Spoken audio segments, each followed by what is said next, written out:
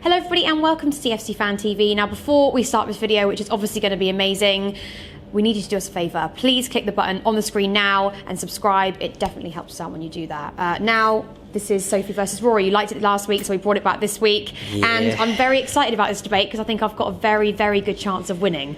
It is... Well, you're going to win. There's no debate here. You're going to win. According to the people. Well, you think so, but there are a lot of David Luiz fans out there. So this is... Who should start in our back line? Is it David Luiz or is it Christensen?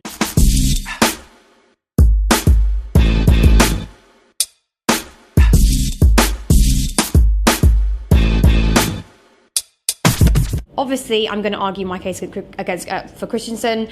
Rory, tell me why, first of all, you think it should be David Luiz. Look, I know that I'm onto hiding to nothing here. People in the comments are going to go crazy at me. But for me, David Luiz, the mistake that he made at Newcastle, I appreciate that it was fully his fault. You know, you can make a case for him perhaps having his eye taken off the game slightly because of the horrific foul on Olivier Giroud, and perhaps his concentration dipped and it allowed somebody to nip in.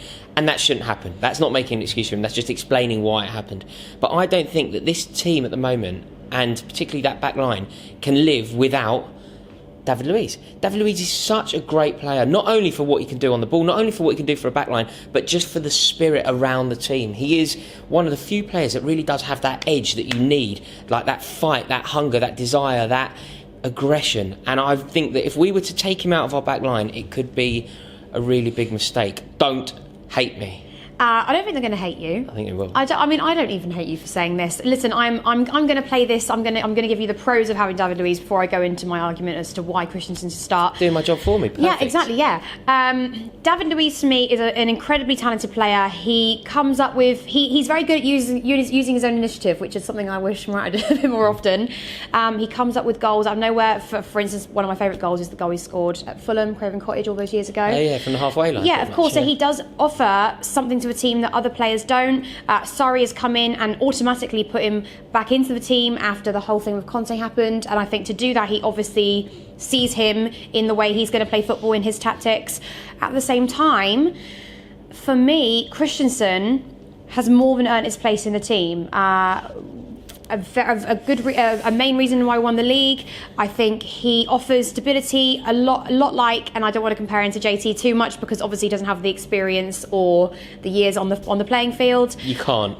I can't let you do that. No, but he does offer something a quality that JT has, and that's what I see in him. He stabilises the whole back line. He's very controlled.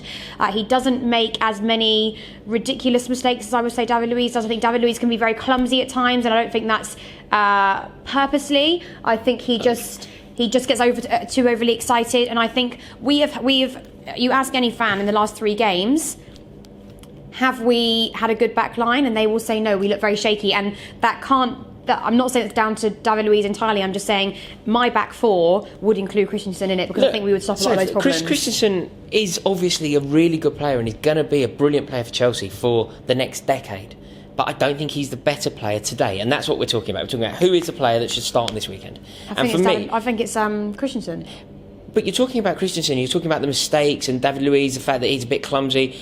I mean, I rate Christensen very highly, but let's not sugarcoat it. Let's remember exactly what happened at Stamford Bridge when we played Barcelona and he played an assist pretty much to Iniesta. Like Andreas Christensen is a very good player, but he isn't completely flawless. And a lot of the other characteristics that David Luiz possesses, so his initiative to start attacks, the fact that he can play that sort of quarterback role. Not only does he defend resolutely a lot of the time, David Luiz, but he also does what Cesc Fabregas used to do for Chelsea, which is start our attacks. Right. So David Luiz will bring the ball out, start the attack. Which I agree, but when David Luiz was in the side in his first spell at Chelsea, and actually when he first came back for his second spell, I always preferred him playing in not a defensive role in the midfield. That's where I wanted him to play. We've now unfortunately got a system for me. I would love to have David Luiz in the team, but for me, we've now played in a system where he's not going to get in the midfield ahead of Jorginho, ahead of Kovacic's players like that. So for me, I don't like him in a defensive role. I think he's just. I don't think he's suited to it as much as I think his strengths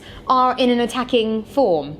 And for me, there just isn't really... I'm not saying he should never play. I'm just saying if we want stability at the back, Christensen offers that a lot more than what David Luiz can. But does he? Again, I think he I've does. pointed out the mistake. I've pointed out the mistake against Barcelona. I don't want to do this because I don't really want to use to try and make my case stronger for Luiz. I don't want to slate Christensen because I like him and I rate him. But Christensen had some very shaky games.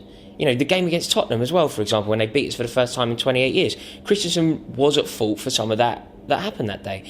David Luiz is one of those players who will stick an elbow in someone's ribs where necessary. He will fight. He will be edgy. He will get players booked. It worked out very well. You need a bit of spite. And I don't think that this Chelsea team at the moment has that. I think you need, if you look at some of our best team, if you take, say, the spine that went Cech, Terry, Lampard, Drogba, you had physical, aggressive, strong blokes who were up for it and ready to fight. If our spine goes Kepa, Christensen, Jorginho, Morata, it's flimsy. You need someone in there who is going to drop an elbow. I don't think you could say that David Luiz isn't flimsy. He does all sorts of ridiculous stuff. That's what I'm saying. He's not flimsy. Yeah, absolutely. David Luiz is filthy, and that's a good thing.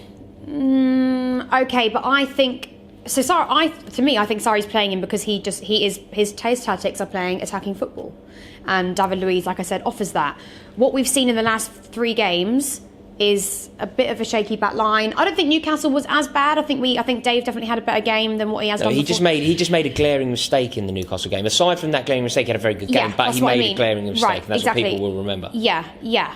But I just don't see how Christensen isn't in the team. I think it's fine for us to play attacking football in the way Sarri wants to do it, and I'm all for that. It's probably the first time in years where I've seen us actually play some exciting football. You know, Mourinho's style was very... Conte, when we won the league with 95 points, was pretty exciting as well. Yeah, but I would say the way Sarri's playing football, and especially in the Arsenal game, those first 25 minutes, I've never seen us play football like that. And even you said it yourself. We haven't played that in quite a while. Well, maybe. I just feel like you just need somebody stable, and I can't think of... Dave used to offer that, but he is now playing out further out wide, and he's not too comfortable with that. Of course, everyone makes a case for Alonso left, right, and centre, and I just think that Christensen is more than worthy of a place in that team. And I do actually worry. He's that good, in my opinion, that if he's not getting first team football, he's going to leave, and I don't think we can afford to lose somebody like that. I think. Look, you will get first team.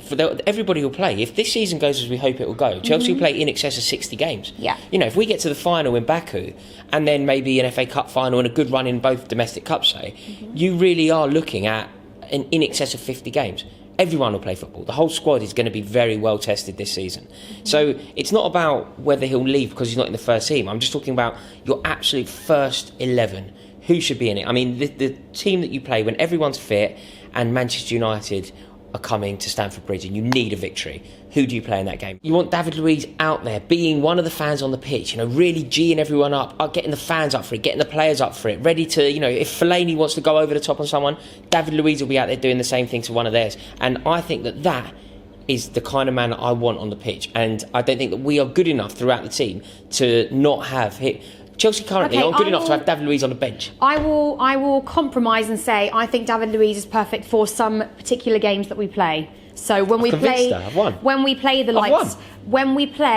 likes of United, etc., maybe so. But when we play teams that we don't particularly perform well against, are likely to concede goals against, I think Christensen should be in that back line to prevent that from happening. So guys, comment below, let us know what you think. Please subscribe, as we said at the beginning of this video, and if you like this video, please give it a thumbs up so we can monitor it and see how it's going. So basically, what this video comes down to is, do you agree with Sophie, or do you agree with me and Maurizio Sarri? Let us know in the comments below. How rude.